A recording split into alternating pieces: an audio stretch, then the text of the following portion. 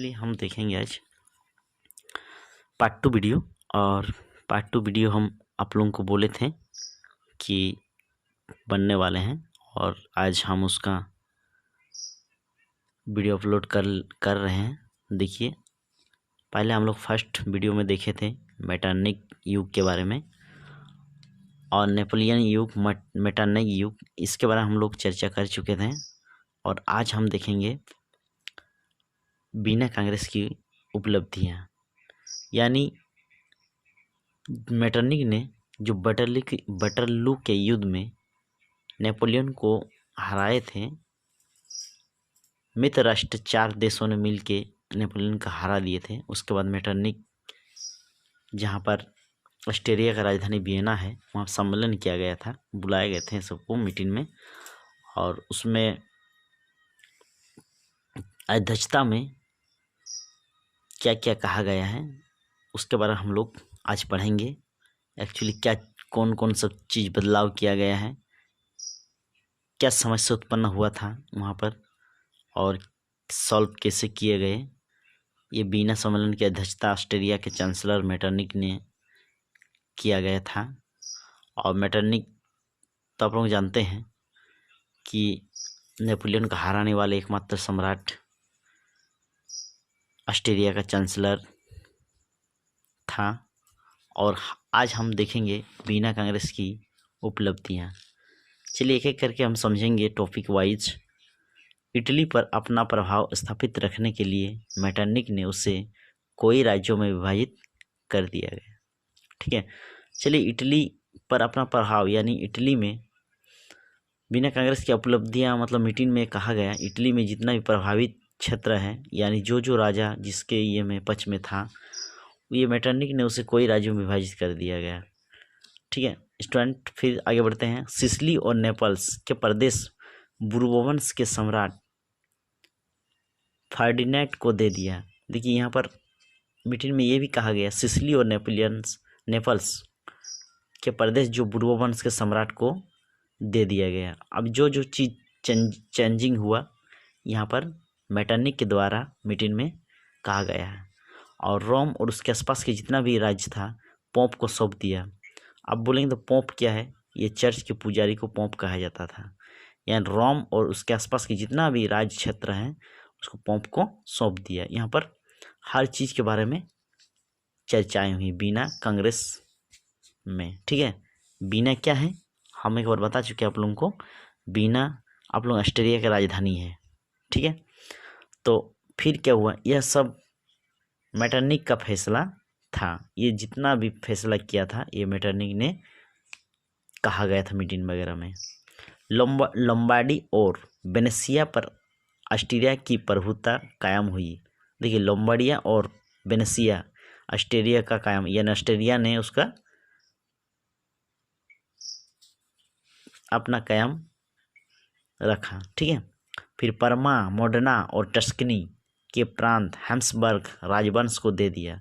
देखिए परमा को, मोडना को और टस्कनी को ये क्या किया? हैम्सबर्ग राजवंश को सौंप दिया गया। ठीक है, सबका अलग अलग बांट दिया गया, कौन किसको क्या करना है, कौन सा देश को चलाएगा, किसके साथ मिला दिया, उसके बारे में चर्चाएं हुई हैं। जेनेवा और पिडमॉन्ट के राज्य में सम्मिलित कर दिया, और जेनेवा को और पिडमॉन्ट को राज्य में सम्मिलित कर दिया, मिला दिया। ठीक है, जर्मनी में 39 रियासत का संघ कायम रहा जिस पर राष्ट्रीयता का अधिकार स्थापित किया तथा हर संभव प्रयास किया गया कि राष्ट्रीयता की भावना नहीं जगे। अच्छा, ये भी कहा गया मेटरनिक के द्वारा कि जर्मनी में 39 रियासत का संघ कायम रहा जिस पर ऑस्ट्रिया का अधिकार स्थापित किया गया। अच्छा, ऑस्ट्रिया वहाँ का अधिकार स्थापित कर दिया। कहाँ? जर्मनी में 39 रियासत का संघ। ठीक है, वहाँ कोई चेंजिंग नहीं, और तथा हर संभव प्रयास किया गया कि राष्ट्रीयता की भावना नहीं जगे। अच्छा, वहाँ राष्ट्रीयता का भावना नहीं जागे ऐसा कर दिया गया यहाँ पर ऑस्ट्रिया। फिर ये सब वीना सम्मेलन में मीटिंग में कहा गया था। फ्रांस की क्रांति 1718। अच्छा, फ्रांस में 3 क्रांति हुआ था। एक बार हुआ था 1789 में, सेकंड में हुआ था 18 1830 में, और थर्ड में हुआ था 1848 में। ये तीनों क्रांति हम लोग एक एक करके बारीकी से समझेंगे। अगर बात किया जाए पहला क्रांति का, ये फर्स्ट क्रांति हुआ था 14 जुलाई 1789 लुई 16 के टाइम। और ये लुई 16 निरंकुश और अयोग्य शासक था, कुछ काम नहीं करता था, वह सिर्फ राजगद्दी में बैठा करता था। ये लुई 16 का नेचर ऐसा था। और उसका पत्नी का नाम था मैरी ऑनोयन। ये हमेशा अपना पत्नी के बारे में सोचते रहते थे।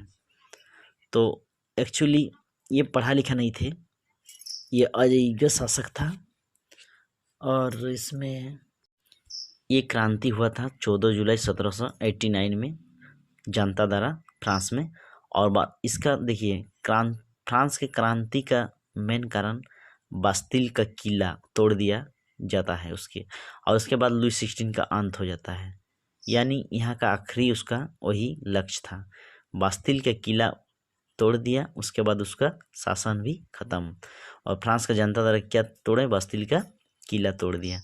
यही निरंकुश का प्रतीक था, यानी लुई 16 का अंत यहीं समापन हुआ है। और इसीलिए 14 जुलाई में फ्रांस का स्वतंत्रता दिवस माना जाता है। अच्छा, इसके सिलसिले में क्या होता है?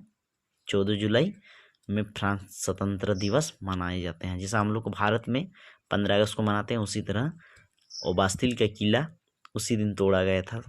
और उसमें जितना भी आम जनता थे सब निरंकुश का प्रतीक यानी फूट पड़ा था। इसके पहले लुई 16वां नहीं 15वां, यानी लुई 16 का पिताजी का नाम था लुई 15वां। ठीक है, ये कहा गया था इसका जो मुख्य रूप से इसका भाषण था, मेरा बाद दुनिया में प्रलय होगा। यानी वो कहा गया था उसके द्वारा कि हम जब मर जाएंगे तो उसके बाद जो भी राज करेगा तो वो मेरा बाद दुनिया में प्रलय होगा। फिर लुई 14वां यानी उसका दादाजी लुई 16 का, वो कहा गया था मैं ही राज्य हूँ, कहता था मैं ही राजा हूँ, मैं ही राज्य हूँ, राज्य को अपना अधिकार मानता हूँ। ठीक है, और इसका शासन काल कितना से कितना तक चला था? लुई 14 का 1643 से 1715 तक चला था इसका। और लुई 15वां का चला था 1715 से लेकर 1779 तक चला था। और लुई 16 का बात अगर किया जाए तो 1774 से 1789 इसके शासनकाल में फ्रांस की क्रांति हुआ था लुई 16वां के कारण। तो यही था कहानी इसका। और इसके लिए थर्ड वीडियो इसके बाद आएंगे। छोटा छोटा वीडियो बना रहे हैं, अगर अच्छा लगे तो सब्सक्राइब जरूर करिए स्टूडेंट। जय हिंद, जय भारत। शेयर भी कर दीजिए ताकि बाकी सब स्टूडेंट को भी हेल्प मिले, और बेल आइकन दबा के शेयर कर दीजिए। ओके, धन्यवाद, शुक्रिया।